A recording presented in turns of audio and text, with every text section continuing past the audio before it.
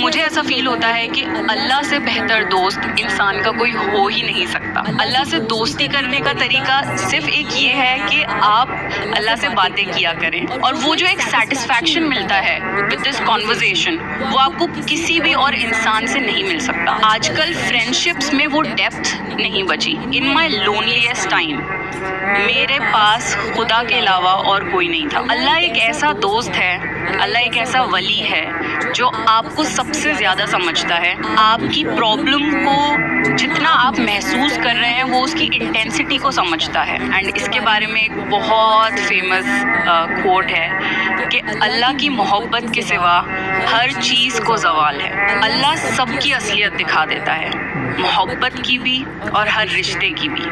और फिर अल्लाह सब कुछ दिखा के बंदे से पूछता है कि बता, मेरे सिवा कोई है तेरा?